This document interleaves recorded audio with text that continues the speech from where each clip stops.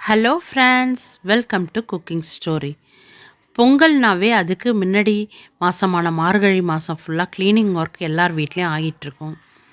கொஞ்சம் கொஞ்சமாக பார்ட்டாக நான் பாக்ஸாக இருக்க ஜாமான்லாம் எடுத்து விலக்கி வச்சுருக்குறேங்க. தட்டில் என்னோடய வீட்டில் இருக்க பெரிய தட்டு இப்போ காமிச்ச பாருங்க. அந்த தட்டு 2க்கு 2 அடி இருக்குன்னு வச்சுங்களேன். என்னோடய வீட்டில் இருக்க தட்டுங்கள்லே பெரிய தட்டு. இது ஃபுல்லாக ஸ்கொயர் மாதிரி இருக்கிற தட்டுங்க தான்.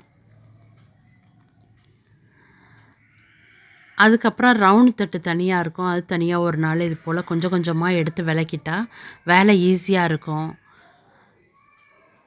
இந்த சில்வர் பாத்திரம்லாம் என்னோடய மாமியார்துன்னு வச்சுங்களேன். நான் ரொம்ப சில்வர் பாத்திரம்லாம் வாங்க மாட்டேன். அதுக்கப்புறம் என்னோடய மளிகை ஜாமான்லாம் கழுவி அதில் கொட்டி வச்சுருக்கேன். ஏற்கனவே நிறைய வீடியோஸ் போட்டிருக்கேன். அதோட லிங்க்கும் டிஸ்கிரிப்ஷன் பாக்ஸில் கொடுக்குறேன். க்ளீனிங் ஒர்க்ஸ் பற்றி போன வருஷமே நிறைய வீடியோஸ் போட்டிருக்கேன்னு வச்சுங்களேன். இது போல் கழுவிட்ட அப்புறம் அந்த டப்பாவில் மிளகாத்தூள் மொத்தமாக அரைச்சி வச்சுருக்கோம் இல்லைங்களா, அதிலேருந்து இதுக்கு கொஞ்சம் மாற்றிக்கிறது நல்லது. மிளகாத்தூள் பெரிய டப்பாலையும் ஒரு ஸ்பூன் நல்லா பெருசாக போட்டு வச்சுக்கோங்க. நம்ம எடுத்து சின்ன டப்பாவில் யூஸ் பண்ணுறோம்ல, அதுலேயும் ஒரு சின்ன ஸ்பூனும் போட்டு வச்சுக்கோங்க. இது போல் எடுக்கிறதுனால கெட்டு போகாது, நம்ம கைப்படாமல் இருக்கும்னு வச்சுங்களேன்.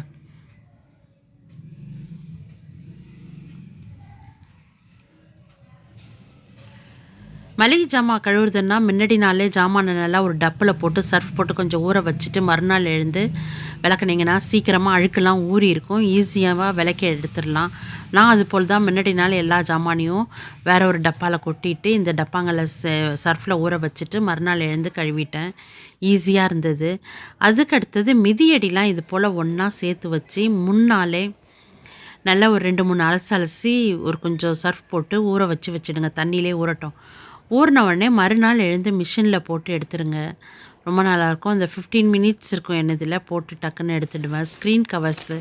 ஸ்க்ரீன் கவர்ஸ்க்கு முக்கியமாக சொல்லணும்னா இது போல் ரிங் இருக்கும் பாருங்கள், அதை பத்திரமா ஒரு பவுச்லேயோ ஒரு டப்பாலேயோ தனியாக வச்சு வைங்க, இல்லைனா மிஸ் ஆகிடும். நான் இன்றைக்கி ஒரு பவுச்சில் தான் போட்டு வச்சுருக்கிறேன்.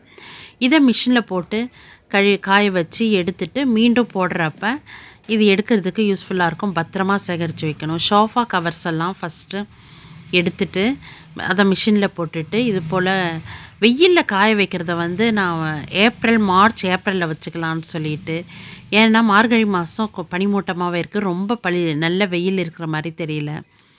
ஆனால் சோஃபாவில் நல்லா ஒரு துணி வச்சு நல்லா தொடச்சிட்டு ஃபேனுங்கள்லாம் நல்லாவே ஒரு துணியால் தொடச்சிப்பாங்க. ஒரு இதில் வெறும் தண்ணி ஒரு வாளியில் பக்கெட்டில், ஒரு சின்ன பக்கெட்டில், இன்னொரு பக்கெட்டில் கொஞ்சம் சர்ஃப் தண்ணி போட்டு வச்சு நம்ம தொடச்சி முடித்த உடனே ஃபஸ்ட்டு வெறும் தண்ணியில் அலசிட்டு அதுக்கப்புறம் சர்ஃப் தண்ணியில் துவைச்சி நல்லா ஒட்டை புழிஞ்சி எடுத்து இது போல் தொடச்சி எடுத்துக்கிட்டால் ஈஸியாக இருக்கும் வேலை.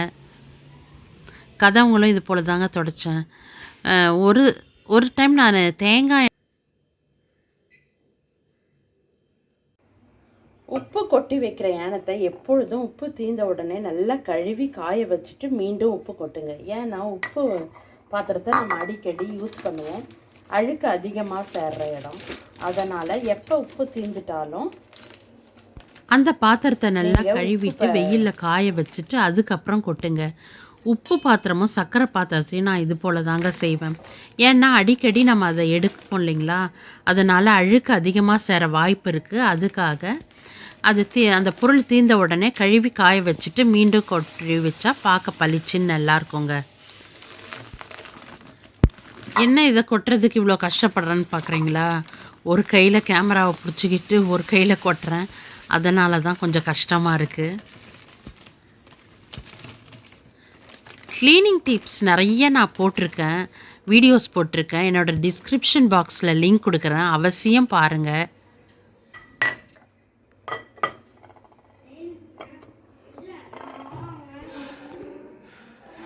ஸ்கூல் போகிற குழந்தைங்களோட school bag, lunch bag, hair band இது போல் மந்த்லி ஒன்ஸ் இல்லைனா ட்வைஸு சர்ஃபில் ஊற வச்சு துவைச்சி எடுத்துட்டா ரொம்ப நல்லா க்ளீனாக இருக்குங்க. என்னோடய சோஃபா கவரை போட்டுட்டேங்க, துவைச்சிட்டு போட்டுட்டேன். கிட்டத்தட்ட 20 இயர்ஸாக இது வச்சுருக்கேன் நான். இது போல் ஃபங்க்ஷன் டைம்ஸில் ஒரு 3 மந்த்ஸ்க்கு ஒரு தடவையாவது கண்டிப்பாக துவைச்சிடுறது நல்லதுங்க. வாஷ் பேசின்ஸ்லாம் க்ளீன் பண்ணுறது வீக்லி ட்வைஸ் கண்டிப்பாக கழுவுனா தாங்க கொஞ்சம் க்ளீனாக இருக்கும். அதுவும் என்னை போல் உப்பு தண்ணி இருக்கிற வீட்டில் சீக்கிரமாகவே அந்த உப்பு பூத்து இருக்குன்னு வச்சுங்களேன். இது போல் வீக்லி ட்வைஸ் க்ளீன் பண்ணால் தான் நல்லாயிருக்கும்.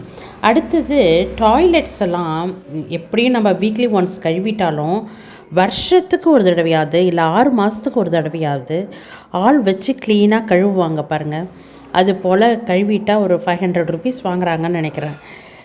வருஷத்துக்கு ஒரு தடவை இல்லை 6 மந்த்துக்கு ஒரு தடவை கழுவிட்டா பார்க்க க்ளீனாக இருக்கும். அதுக்கப்புறம் நம்ம வீக்லி ஒன்ஸு கழுவிக்கிட்டால் ஈஸியாக இருக்குங்க. ஓகே ஃப்ரெண்ட்ஸ், தேங்க்ஸ் ஃபார் வாட்சிங். Bye friends. மறக்காமல் என்னோடய சேனலுக்கு சப்ஸ்கிரைப் பண்ணிவிடுங்க.